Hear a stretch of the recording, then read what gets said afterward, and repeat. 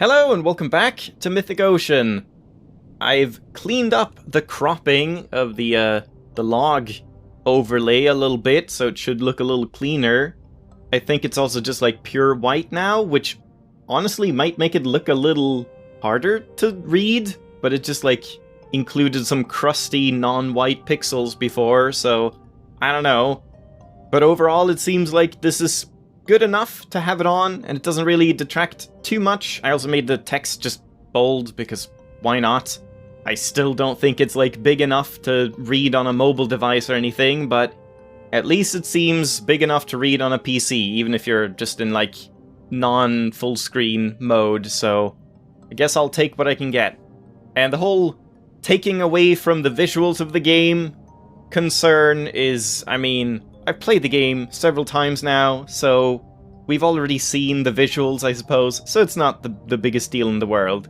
Now, last time, I had some very faulty assumptions for some reason. I don't know really what happened in my brain, but somehow I got it in my head that Lutra was sitting on 10 power, and Alethea was sitting on 8, and Amar had 9, and Catcher Nesty, I guess, had 8, but that wasn't true at all. They are all on 9, except for Catcher Nesty, who have 8. And how do I know that? Well, that's a courtesy of First Someone Last Name, yet again. That weird ending code that I didn't understand, the like 0 ending, what does it say? Ending, it looks like it says ending 0, 0, but it's actually an O, I think, so O, 0, 0. I hate having to like lean over because I have to like look at it. I guess I can just, hold on, if I pull it over on my screen, then you don't hear the game audio. I don't know, it's hard for me to see. But this unlocked ending, O, right, yeah, it is an O because it doesn't have the dash through it as this font does. 00, 18, 19, 19, 111. That is the power and the polarity of all of the gods, and they are ordered in order of priority. So the ending I got is O, which stands for otter, which is Amar. Then there's L for larva, A for astronomer, T for twins, and E, I think, for eyeball squid? I think so. I'm not entirely sure about that, but the first letter is which ending you get. And then after that, it's which polarity the first god has and how much power the first god has. And the order is Gnosis, then Catcher Nesty, then Lutra, then Alethea, and then Amar. So in this timeline, Gnosis is on polarity 0. He can't be on polarity 1. That doesn't exist as it is in the game right now, so that will always be a 0. And he has 0 power because we haven't given him anything. But then everyone else is on polarity 1, which is the good polarity, and Catcher Nesty have 8, Lutra and Alethea have 9, and Amar, thanks to the crown, has 11. And the crown added 2 because Amar had 9 before. So the gold crown, it's exactly as First Someone Last Name said, it just confirmed that theory, and I just had it completely wrong. The gold crown adds 2 power, the silver crown adds 1 power, and the bronze crown adds no power, but solves a tiebreak. So I guess if you have, like, Lutra on... Catcher Nesty on 9, Lutra on 9, and so on, if you make the bronze crown and give it to Catcher Nesty, that didn't do anything, because they would have won anyway, because they are higher in the, like, pecking order of tiebreakers. So it's only forgiving to Amar to beat the rest, and Alethea to beat everyone but Amar, and so on. That's the only purpose of the bronze crown. But then I'm also wondering, so if Lutra has... Okay, I can actually go back to the game now, so you can listen to the music that isn't playing right now. Great. If Lutra has 10 power, let's say, and then Catcher Nesty has 8 power, if I give the silver crown to Catcher Nesty, they obviously would not overtake Lutra, and Lutra would still be the creator, right? But then, if... Oh yeah, wait, Catcher Nesty isn't a good example, because they would take over anyway, but like, if Amar has 9 power and Lutra has 10, if you give the silver crown to Amar, that brings Amar up to 10. Does that also, if they are even with the highest amount of power that a god has, does it also just tiebreaker no matter what type of crown? So if the crown you give them lets them meet the highest amount, tie the highest amount at least, it will always make them the creator.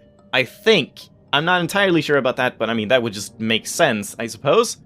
But yeah, there we go. Sorry, long talk about power and all that.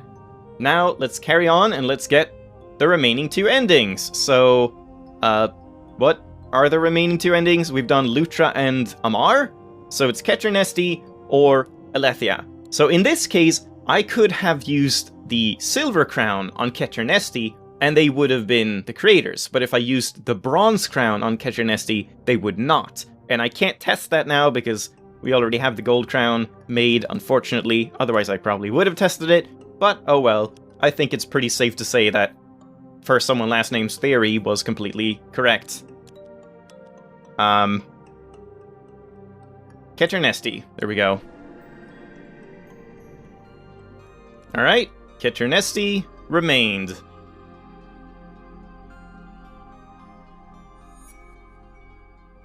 The twins seemed like they were considering this news carefully. We'll get to make a whole world? However we want? Wow, this is crazy. New friend, we don't know if we're ready for something like this. I told them not to worry and that I do my best to prepare them for the journey ahead. Then I asked if Ketra and Nesti had any thoughts on what kind of world they'd be making. Well, I mean, I guess we've read this before, because I have seen this ending, we just didn't see it, like, play out in the best possible way, did we? Or how did it? I don't even remember how it played out. We were thinking someplace fair, someplace better than where we came from. I explained I'd be there. That's cool. We're not scared. Yeah.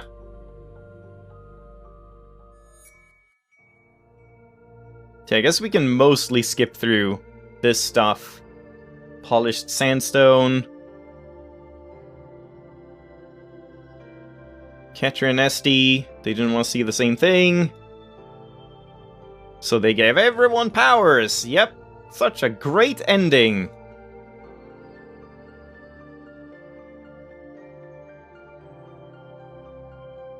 You know, it's kinda dangerous that the mortals have to figure out these crazy powers all by themselves. I should find a way to help. Once Amar had a good grasp of their own abilities, it wasn't all of this is the same except for Lutra, I'm pretty sure, before they began teaching the mortals how to use their powers safely. Amar's training academy became well known, yeah.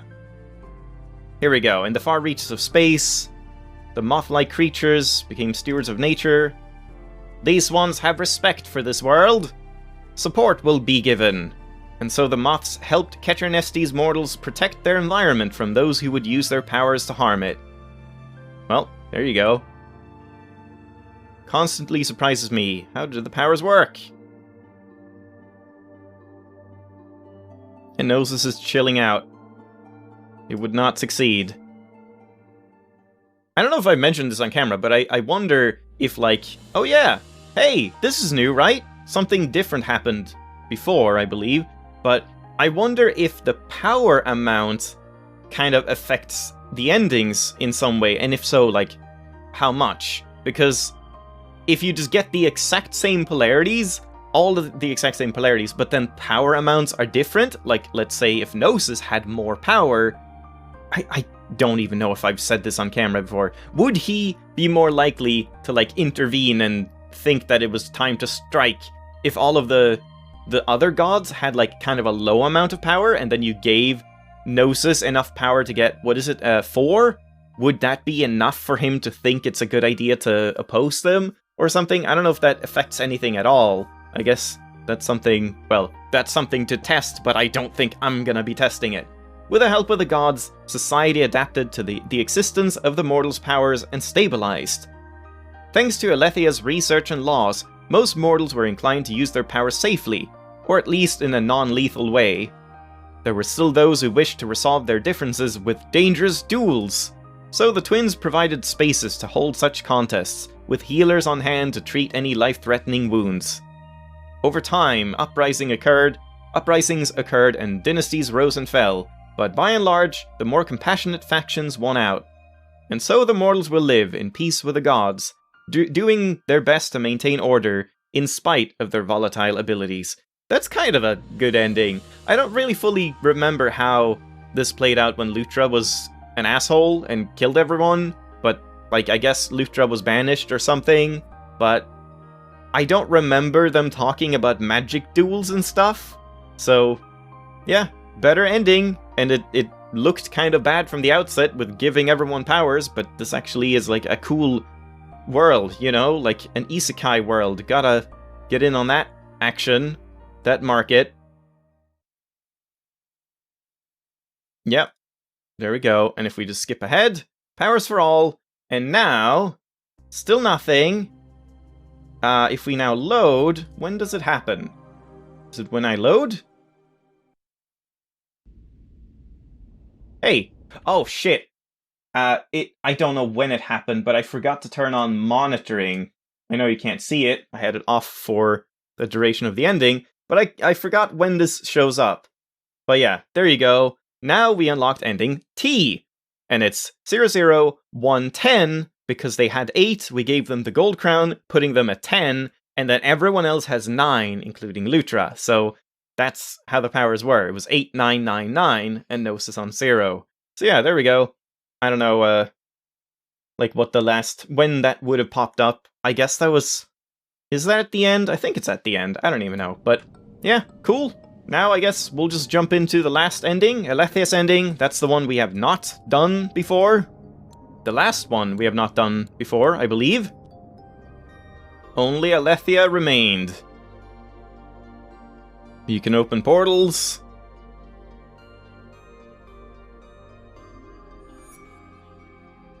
My word! If only I'd known all this before. Yeah, that's the same. Tremendous responsibility, building a whole new world from scratch. It sounds thrilling, but there will be people, won't there? And all kinds of other life. I'll have to consider that when making my decisions. I nodded and told Alethia I felt she was already on the right track. Thank you, that means a lot to me. I want my world to be a place where science and nature can coexist and improve one another. I'll do my best to bring that about. What about you then? Will you be there as well? I explained I'd be there to write the events of history. Good, then this need not be goodbye. See you on the other side, my friend. There we go. Hooray! I guess we got a minor spoiler, because I did see this one, like, image before. The mortals of this world developed a passion for the sciences. Soon they were expanding their cities on a massive scale, and filling them with industrial wonders. Their towers of brass shone in the sun, that sounds like it would get really hot, climbing closer to the heavens every day. Their steel behemoths belched oily smoke into the atmosphere. They charted their oceans extensively with fleets of coal-fired steamboats. Coal? Really? Come on, man! You're that? Okay, I guess it has to set that scene like it was going poorly, and then Alethia is like, this can't stand, we need to protect nature. By the time they were done exploring, the world was coated in smog. They invented machines to filter the air and make it more breathable, but their effectiveness was limited. The people began to cast their gaze towards the stars, hoping for a fresh start elsewhere.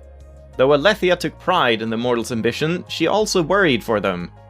They've accomplished so much, but what have they really learned, she wondered.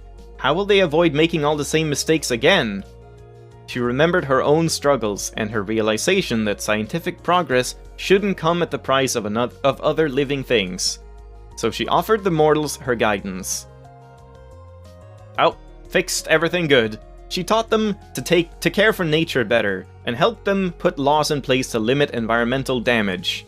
They researched ways to generate power from the sun's energy. Rather than leaving their planet behind, the mortals took on the hard work of making it habitable again, and the world began to recover. Global warming bad, and all that. Ah, these beautiful seas and jungles are the best. They remind me of the kelp forest. Amar found themselves in agreement with Alethia's calls to keep the environment safe.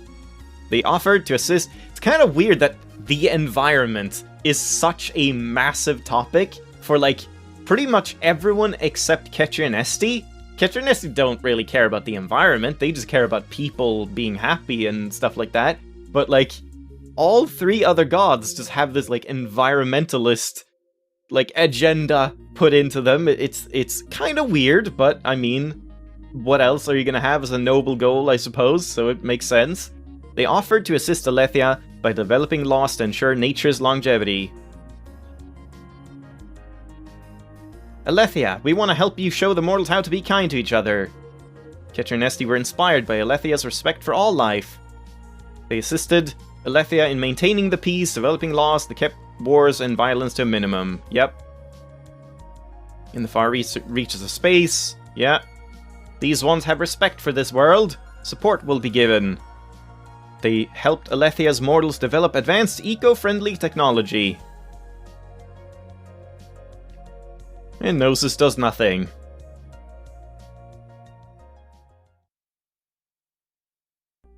Oh my god. With the help of the gods, Alethea's mortals were able to continue their slow and steady progress. Eventually they built golden vessels that sailed among the stars, gleaming in the sun just as their towers once did. It's Treasure Planet!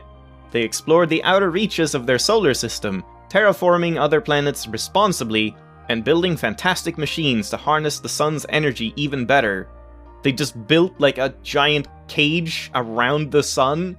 Okay. To this day, they dream of seeing worlds beyond their galaxy and even further, but they are patient. Even if they never get there, the price of explosive progress is not worth it for them.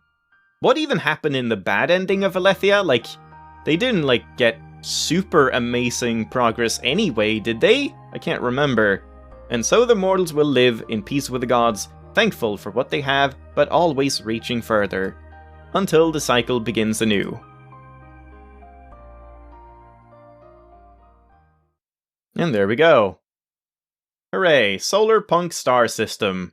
So I believe that's the last achievement except for the compromise. That dang compromise. We'll see when we eventually get that. Solar Punk, and there we go. Now we get the, and oh shit, sorry, I forgot to leave, to take the thing off. Damn. Well, that ruined that whole thing visually. Yeah, I forgot to remove the thing, but what can you do, I suppose?